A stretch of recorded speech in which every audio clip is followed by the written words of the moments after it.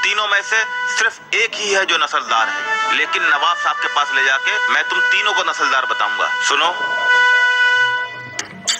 नवाब साहब, कैसे हैं आप? हम अच्छे हैं, आप बताइए कैसे हैं? मैं भी ठीक हूँ। और आपने 3 लड़के बुलाए थे नवाब साहब, मैं ले आया हूँ। आपने कहा था कि हमें अच्छे घराने के मुलाजिम चाहिए, एक से एक अच्छे घराने के मुलाजिम लाया। नवाब साहब, मैं बहुत नस्लदार इंसान हूँ। एक बार मेरे पापा ने इज्जत की खातिर नोटों की बोरी में आग लगा दी थी। नवाब साहब, मैं इतना इज्जतदार हूँ कि एक बार मेरे पापा ने पूरी ट्रेन खरीद ली थी, लेकिन कुछ कहा सुनी हो गई थी, जिसकी वजह से ट्रेन में कभी कदम नहीं रखा।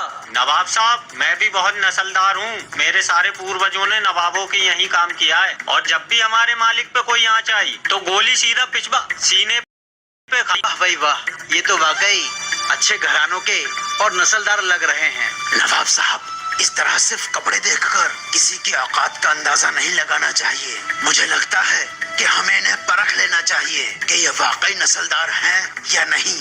लेकिन किंग, हम पहचानेंगे कैसे कि इनमें से कौन नस्लदार है और नहीं? नवाब साहब, आप घबराइए मत, मैं पता लगा लूंगा कि कौन इनमें से नस्लदार है कौन नहीं। जाओ, घोड़ा लेकर आओ। चलो सब। पता नहीं किंग के दिमाग में क्या चल रहा है। पता नहीं किंग ने कोड़ा क्यों मंगाया है, समझ नहीं आ रहा है ये क्या करने वाला है। कहीं मेरी चोरी पकड़ ना जाए। किंग तू कुछ भी कर ले, मगर इन तीनों में से नस्लदार की पहचान नहीं कर पाएगा।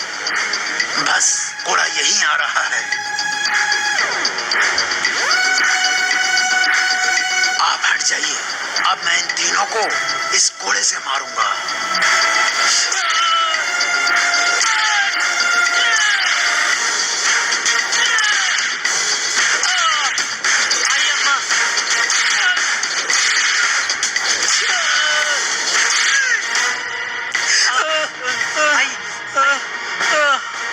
इन्हें हमारे यहाँ के शाही फल खिलवाओ। नवाब साहब, फल हाजिर हैं। ये फल तुम तीनों लोग खा लो।